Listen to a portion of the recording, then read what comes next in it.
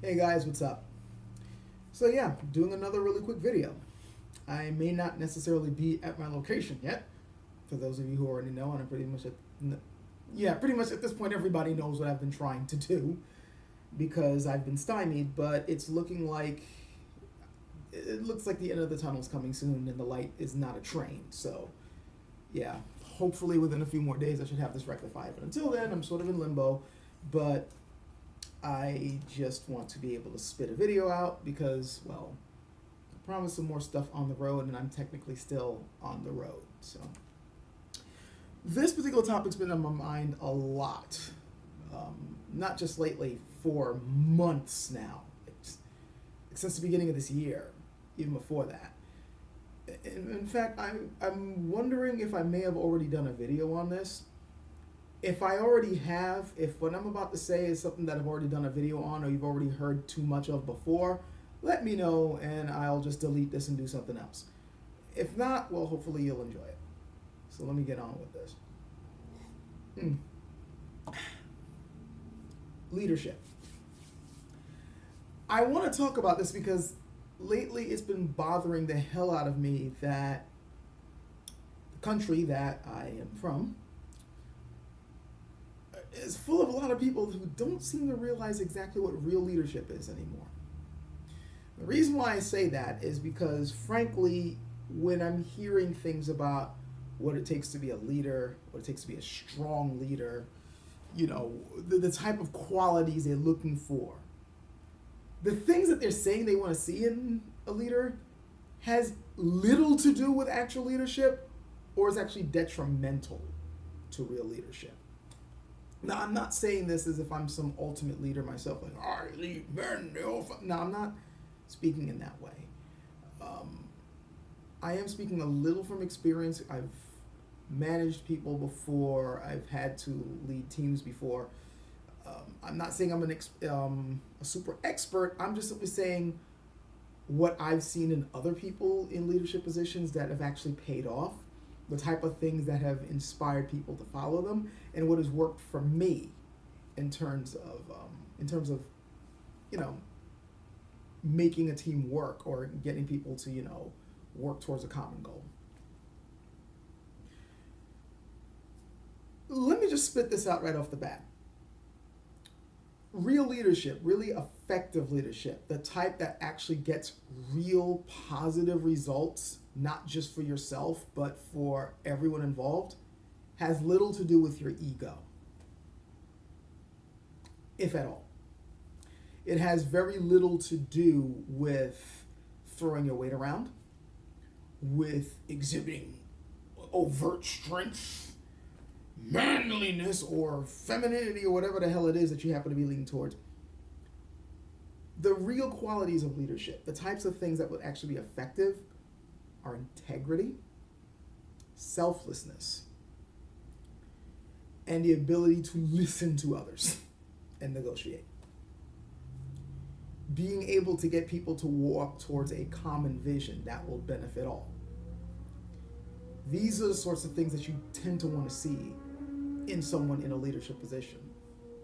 If they don't, and I think integrity is probably the biggest factor in this, because somebody with integrity, for instance, is someone you know who's going to be taking responsibility for their own actions, for good or ill, will not try to pass the buck or pass blame on other people, will not try to swindle other people or play games with them, scam them, especially those who are under them.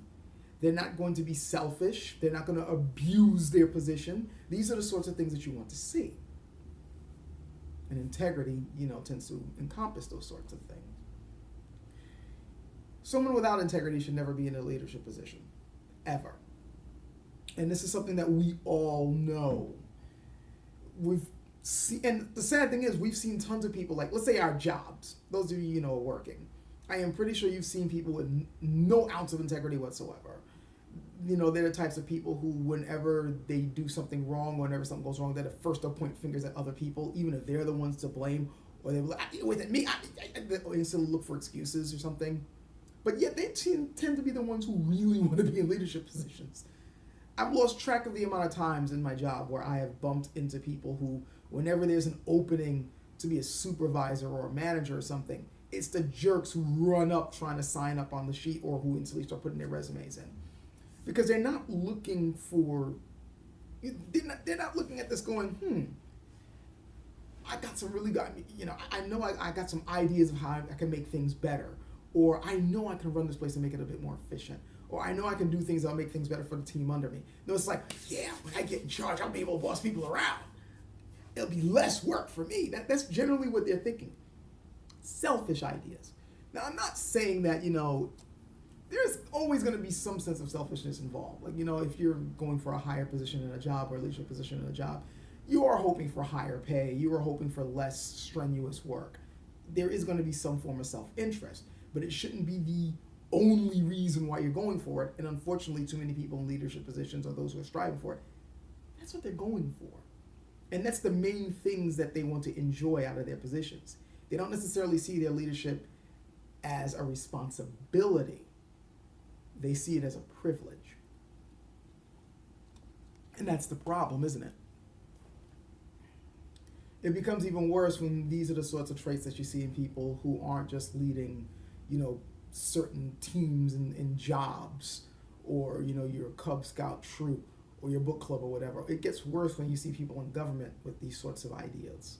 And unfortunately, we have a lot of them, don't we? A whole lot of people who have no business having the responsibility of leadership and the power that goes along with it. And they're only in it for selfish reasons. And they celebrate that. They revel in that.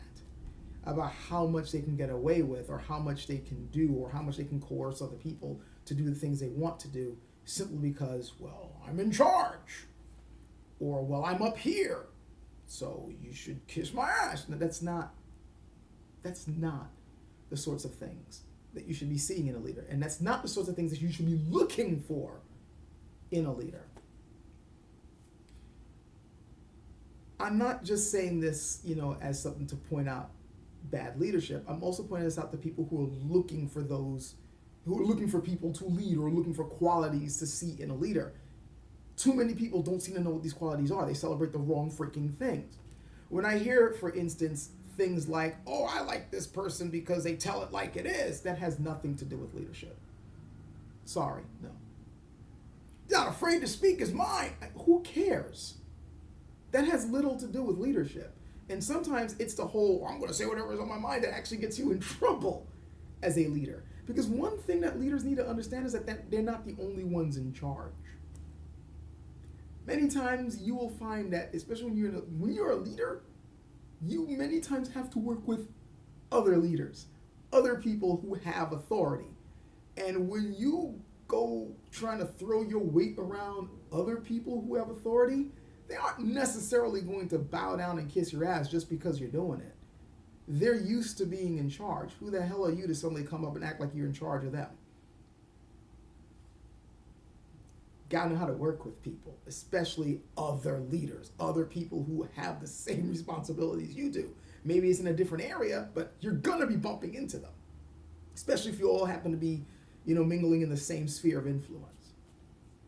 You honestly think, for instance, Lucky Luciano would have gotten as far as he did if he had the idea, the mentality of, whatever I say goes. I think you are this and that, and you're this and that, and I'm bigger than you.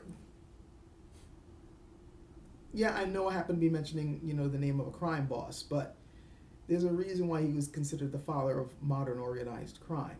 It was because, yeah, he was wily, yeah, he was ruthless, but he was also smart enough to know how to cooperate and negotiate with other mob bosses. And that's what made the mafia get so big during his time.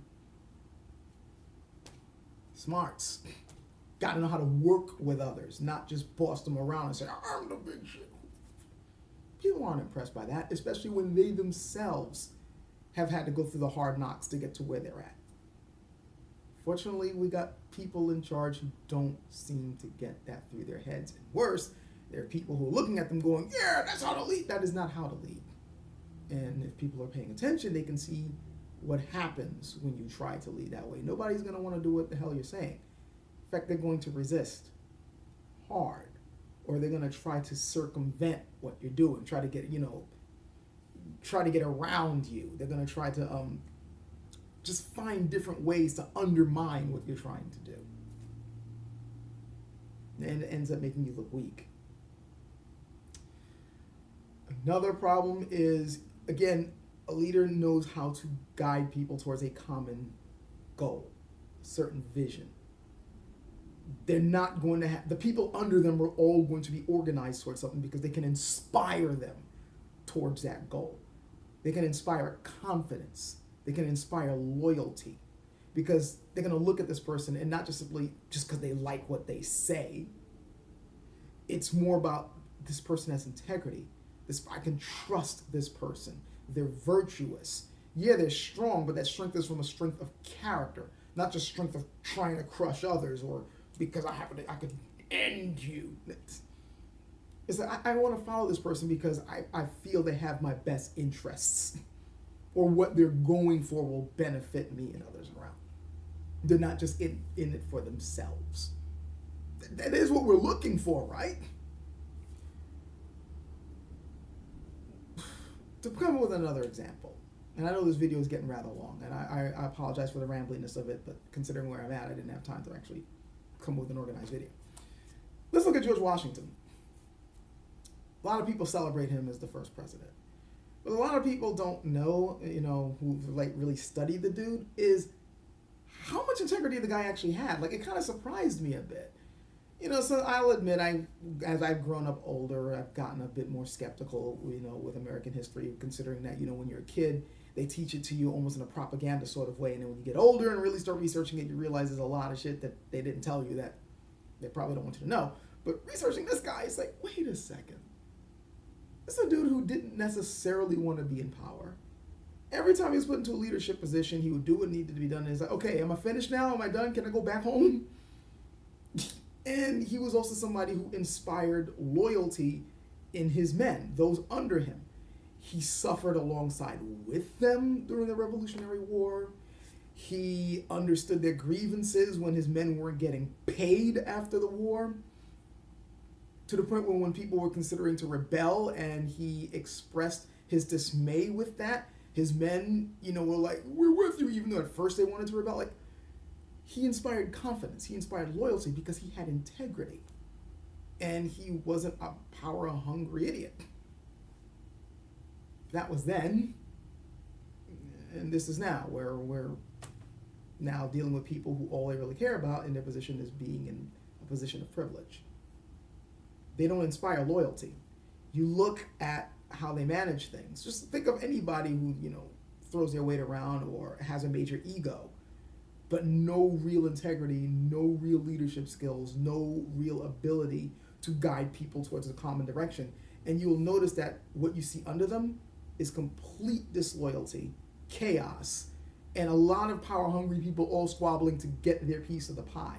A whole lot of Starscreams running around trying to either undermine this dude or just simply use the position. Like, okay, well, we're with him and he happens to be in charge, or she happens to be in charge, so I'm just going to, since I happen to be on their team, I'm going to just try to grab what I can or try to get whatever I want done while they're in charge. They're kind of like taking advantage of the fact that they're in charge. They're not necessarily working with them.